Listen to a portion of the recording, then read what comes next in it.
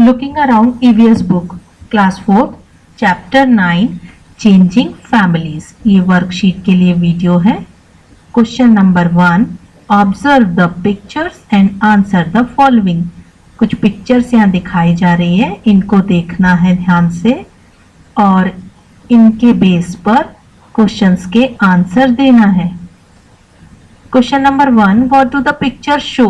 अभी जो आपने सारे पिक्चर्स देखे, ये सारे, इसमें क्या शो हो रहा है. कुछ मैसेज भी यहाँ पर मिल रहा है, कुछ रिचुअल्स यहाँ ऐसे चल रहे हैं, रीति रिवाज हमें दिख रहे हैं.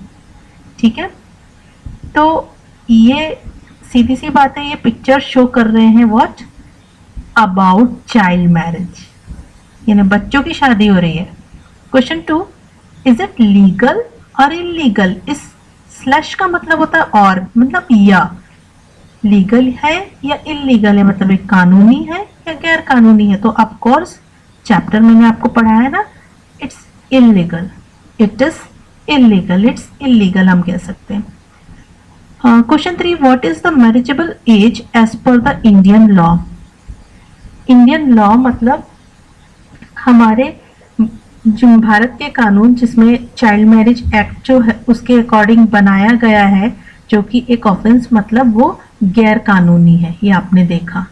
और तो शादी के लिए लड़के और लड़की की मिनिमम एज क्या होनी चाहिए. तो for boys it should be 21 years and for girls it should be 18 years. तो कम से कम 18 ईयर्स गर्ल्स की और बॉयज की 21 ईयर्स के पहले मैरिज नहीं होनी चाहिए हमारे इंडियन लॉ के according. Number 4, which message do you see from pictures. आपने पिक्चर्स देखे सारे, तो आपको कौन से मैसेज, क्या मैसेज इसमें दिखता है.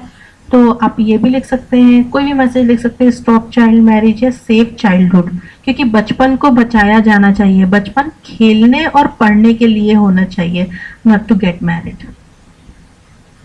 नेक्स्ट, फर्स्ट क्वेश्चन ओवर हो गया. Second, which festival do you celebrate in school. आप नीचे कुछ ऑप्शंस दे रहे हैं, देखो, दिवाली, रक्षाबंधन, इंडिपेंडेंस डे. तो यहाँ पूछा है कि यहाँ कुछ फेस्टिवल्स के नाम है, तो ये कौन सा फेस्टिवल है जो हम स्कूल में मनाते हैं.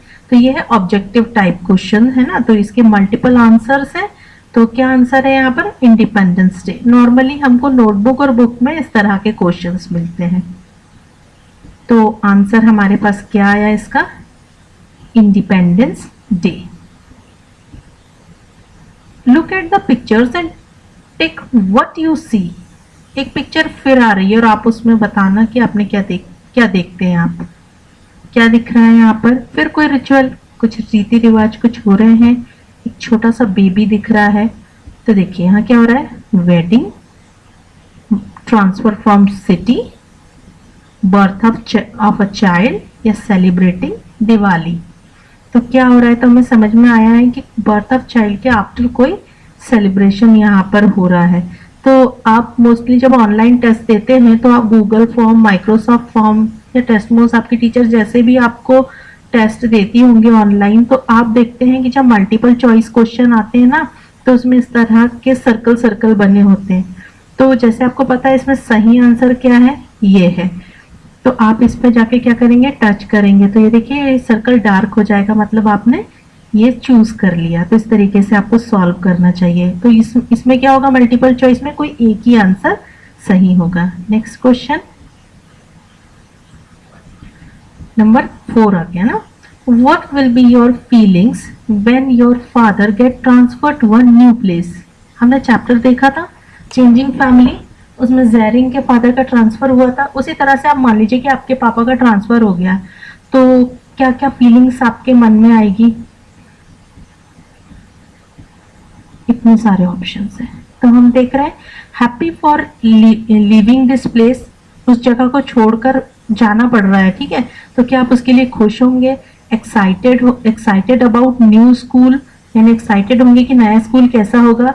Sad about living old friends, अपने पुराने फ्रेंड्स को छोड़ने का दुख होगा. सरप्राइज यानी आप आश्चर्यचकित हो जाएंगे. एंग्री मतलब बहुत गुस्सा होंगे. ये आपकी मर्जी है, आप इसमें आपके आंसर एक भी हो सकते हैं, एक से ज्यादा भी हो सकते हैं. तो आपको क्या करना है, तो जब भी आपको इस तरीके के बॉक्सेस मिले, मतलब आपको चेक बॉक्सेस मिल रहे हैं, तो इसमें एक से ज्यादा आंसर हो सकते हैं। तो आप लोग क्या करते हो, जब भी ऑनलाइन टेस्ट देते हो तो आप सोचते हो कि इसमें एक ही आंसर है और टिक कर देते हो और आपको मार्क्स कम मिलते हैं, है ना। तो आपको क्या करना चाहिए, यदि ज्यादा आंसर है, मान लीजिए आप एक्साइटेड भी होंगे न्यू फ्रेंड्स के लिए, तो आप इसको भी टिक करो। अब हैप्पी तो नहीं होंगे अपनी पुरानी जगह को छोड़ने के लिए, और सैड भी होंगे किस लिए, अपने ओल्ड फ्रेंड्स को छोड़ने के लिए, और सरप्राइज है, अब सरप्राइज भी हो जाएंगे एकदम से कि अरे अब हमको नई जगह जाना है, ट्रेन से जाना है या प्लेन से जाना है, बस से जाना है, जैसे भी है। और एंग्री नहीं, गुस्सा नहीं होंगे आप, है ना। मोस्टली बच्चे गुस्सा नहीं होते हैं, या जो भी आपके आंसर से, तो देखिए एक से ज्यादा आंसर है तो इससे आपको चेक बॉक्सेस मिलेंगे। और लास्ट क्वेश्चन में हमने क्या देखे थे, हमें मल्टीपल चॉइस क्वेश्चन कैसे मिले थे, सर्कल सर्कल फॉर्म में मिले थे। तो इस तरीके से आपको अटेंड करना चाहिए, इसको सबको आपको ऑप्ट करना चाहिए, ऑप्शंस को, क्वेश्चंस को, और ऐसे सॉल्व आपको करना चाहिए। Number 5, draw a family tree of your present family. तो ये आपके एनसीईआरटी बुक में भी क्वेश्चन था और मैंने आपसे कहा था कि हम वर्कशीट वीडियो में इसको करेंगे। तो अब अपनी फैमिली ट्री आपके प्रेजेंट में, मतलब अभी वर्तमान में आपके परिवार में कितने लोग हैं उसके अकॉर्डिंग बनाइए। तो एक बार फिर से समझा दे रही हूँ, ये माई सेल्फ यानी आप खुद हो गए, और ये मान लीजिए आपकी सिबलिंग हो गई, आपकी सिस्टर। सिबलिंग को कैसे जोड़ेंगे, ऐसे कनेक्ट करेंगे। और आपकी सिबलिंग जो है वो सन एंड डॉटर हैं, या फिर आप सिस्टर है तो डॉटर एंड डॉटर्स हैं। डॉटर एंड डॉटर है किसके, अपने मदर फादर के। और आपके मदर फादर क्या है, हस्बैंड एंड वाइफ। तो ये कनेक्टिंग लाइन सेंटर से आएगी। इसके बाद आपके फादर साइड, पैटर्नल साइड चलते हैं, तो ये आंटी जो है ये आपकी बुआ है, पापा की बहन, चाचा हैं या ताऊजी हैं, पापा के भाई। तो ये जो तीनों हैं 1, 2 एंड 3, ये तीनों को आप कनेक्ट कर लेना। तो ये क्या हो गए, सिबलिंग हो गए।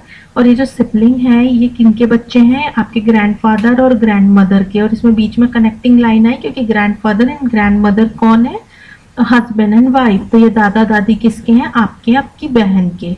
तो इतना हो गया, पैटर्नल साइड से हो गया। अब हम मानते मम्मी के एक भाई है, तो वो आपके मामा लगे, तो मामा को भी अंकल कहते हैं एक्चुअली, और चाचा को भी अंकल कहते हैं। मासी वगैरह है तो आप ये इसी रो में आप बॉक्सेस को ऐड करेंगे, बिल्कुल इसी लाइन में, पर इनको बीच से कनेक्ट बिल्कुल नहीं करेंगे। ये दोनों क्योंकि क्या है, ये दोनों सिबलिंग हैं, भाई बहन है, ठीक है। तो ये दोनों भाई बहन किसके बच्चे होंगे, नाना नानी के। तो नाना नानी को भी क्या कहते हैं, ग्रैंडफादर ग्रैंड मदर। नाना नानी भी आपस में क्या होते हैं, हस्बैंड वाइफ। तो अभी जो हमने फैमिली ट्री देखी, इसके अकॉर्डिंग मैंने आपको बताया था कि जैसे यदि आपके यहाँ बुआ नहीं रहती है तो आप इस बॉक्स को कम कर सकते हैं, और भी मेंबर्स है तो आप बढ़ा सकते हैं, आपकी स्मॉल फैमिली है या ज्वाइंट फैमिली है उसके according. Question 6, observe and infer. देखो और इसमें सोचो कि ये जो मतलब यहाँ पिक्चर्स दिए गए हैं वो क्या है। देख के आपको समझ में आ गया होगा ये क्या है। यहाँ पर लिखा हुआ है, एक म्यूनिसिपल काउंसिल का दिया गया एक सर्टिफिकेट है ये, ठीक है। ये इसमें रजिस्ट्रेशन हो रखा है और नीचे ऑफिसर के साइन है, सील है, रजिस्ट्रार ये रजिस्टर्ड है, ये पूरा सर्टिफिकेट, ये किसी का सर्टिफिकेट है, ठीक है। यहाँ लिखा भी हुआ है जन्म प्रमाण पत्र, मतलब बर्थ सर्टिफिकेट। दूसरी पिक्चर देखिए, इस पिक्चर में लिखा हुआ है चाइल्ड हेल्थ कार्ड, और यहाँ पे लिखा है बीसीजी, पोलियो, डीपीटी, मीजल्स।